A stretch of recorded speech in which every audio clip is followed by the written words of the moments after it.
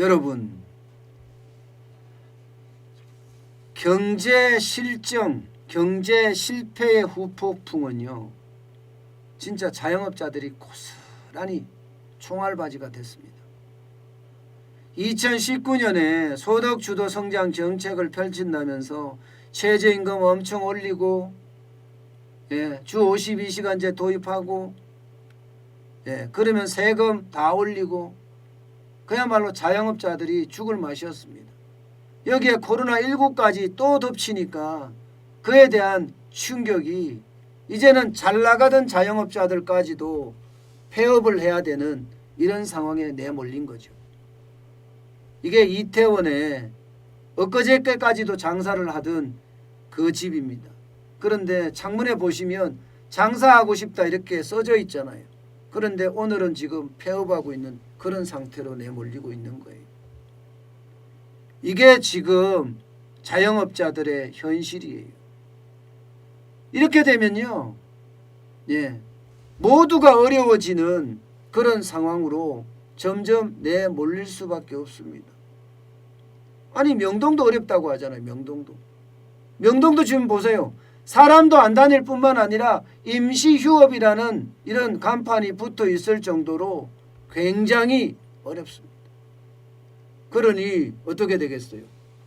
폐업, 또 폐업이죠. 줄폐업이 시작된 거예요.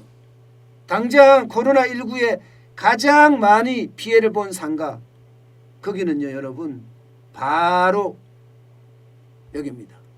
노래방. 노래방이 굉장히 타격을 많이 받았습니다. 노래방이 폐업을 한 것을 보면 지금 서울, 경기 뭐 할 것 없이 엄청나죠. 특히 보세요. 서울은 369개예요. 경기는 542개가 지금 폐업을 했어요. 2020년입니다. 네, 우리 V 태권님 감사합니다. 슈퍼챗 화이팅. 그만큼 노래방은요, 직격탄을 맞았다 이렇게 이야기할 수 있는 곳입니다. 지금 전체적으로는요, 개업한 노래방은 389개인데 작년, 그러니까 2019년의 절반이죠. 759개의 절반이고요. 이것은요, 아마 유사 이래 가장 적은, 쉽게 말하면 개업이죠. 그런데 폐업은 엄청납니다. 2016년만 하더라도 1424곳이니까, 죄송합니다. 2016년에는 1424곳이 개업을 했네요. 지난해는 개업을 했고 폐업이 지난해 2020년에는 2137곳이 문을 닫았어요. 그러니 다른 곳은 어떻겠어요? 체력 단련 시설도 마찬가지고, 뭐 헬스클럽이나 피트니스 센터 말입니다. 심지어 말입니다, 학원들도 마찬가지예요. 학원들도 굉장히 어려움을 겪고 있습니다. 여러분, 전국에 영화관 접는 거 보세요. 영화관이 2019년 43개가 접었는데 2020년에는 81개가 접었습니다. 2배 늘어났어요. 2배. 영화관이 접으면 영화관 근처를 중심으로 해서 둘러싸고 있는 분식집, 식당, 맛집, 햄버거집 모두 다 망했다는 거예요. 모두 다. 줄줄이 망합니다. 영화관이 망하면 그렇게 망할 수밖에 없어요. 영화관까지 이렇게 망하니 바닥 경제가 제대로 버텨나겠어요? 상가가 제대로 버텨나겠습니까? 상가 못 버텨납니다.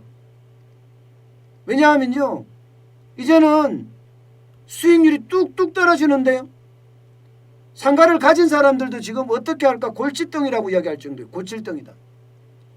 지난해 3분기 기준까지 보면요, 대한민국에 최고로 좋다는 곳 테헤란로, 강남대로, 동대문, 명동 할 것 없이 투자 수익률이 1%대로 주저앉았습니다. 1%.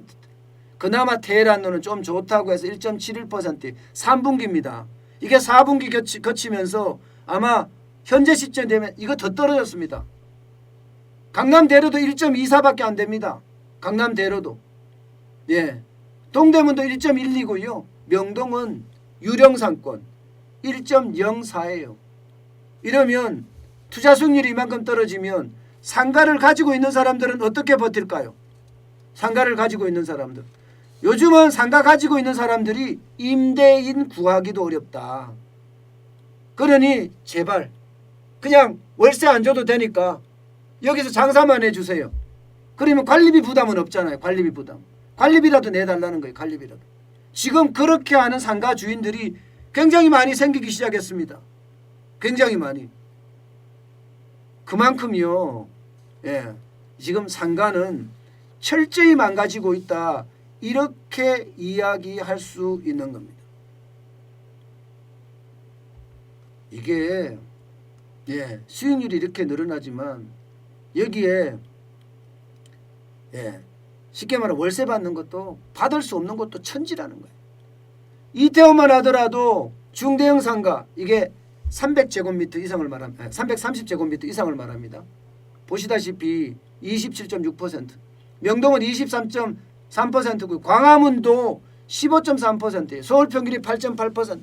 주요 상권이든 핵심 상권이든 망가지고 상가가 완전히 쓰러진다는 이야기예요. 상가가 쓰러진다는 이야기입니다. 지방이요? 지방도 마찬가지예요. 지방도 지금 다 쓰러지고 있어요. 지방이라고 해서 좋은 데가 별로 없습니다. 지방이라고 해서 외식업이나 도소매업을 하는 지방이 완전히 망가지고 있는 그런 모양새거든요. 부산 17.4%, 대구 19.7%, 인천 14.3%의 공실률을 지금 기록하고 있어요. 지난해 3분기 기준으로 말입니다.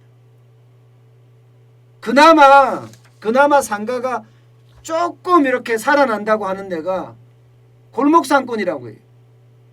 그동안 골목상권이 굉장히 어렵다 했잖아요.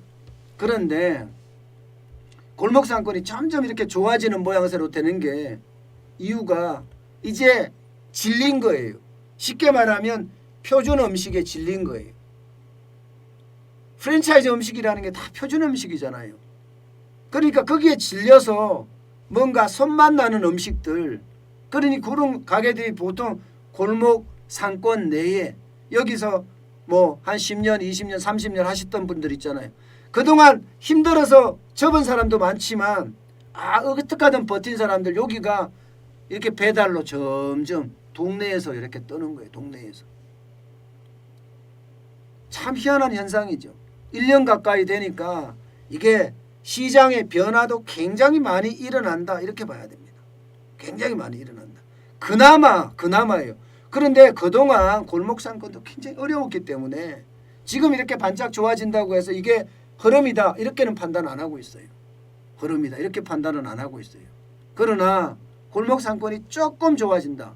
재택근무 많이 하고 게다가 이 표준 음식에 질린 사람들이 이제는 뭔가 다른 음식을 자꾸 시키기 시작했다는 것, 이런 것들 때문에 조금 좋아지긴 하지만 전체적으로는 유명 상권, 전통 상권, 떠는 상권 할 것 없이 상가 자체가 공실률로 망가지고 있다. 그러면 상가에 들어가 있던 임차인도 힘들고요. 쉽게 말하면 가게 세입자도 힘들고요. 가게 주인도 힘들고. 지금 바닥 경제에서는요. 이렇게 가게 주인도 가게 세입자도 아직까지 회복의 기운의 맛은 못 보고 있어요. 이게 올해 1년 더 갈 가능성이 크다고 하니까 거기에 따르는 뭐라고 이야기해야 되나? 아픔? 이것은 점점 깊어진다. 지금 이렇게 해석될 수 있습니다. 여러분, 바닥은요. 언젠가는 일어납니다. 언젠가. 바닥 경제가 일어나지 않는다면 경제가 완전히 망가진다는 이야기인데 경제는요. 언제나 순환하거든요. 순환. 굴곡을 가지고 계속 순환합니다.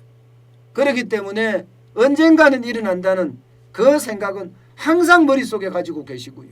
그래야지 위기에 어떤 대응 능력도 생기고 극복 능력도 생깁니다. 희망이 있어야 되니까. 그러면 그 희망이 현실이 될 날도 언젠가는 온다는 거예요. 우리가 준비하고 있으면요. 기회를 잡을 수 있다는 것 여러분 한 번쯤 생각하시고 오늘 하루도 시작했으면 좋겠습니다.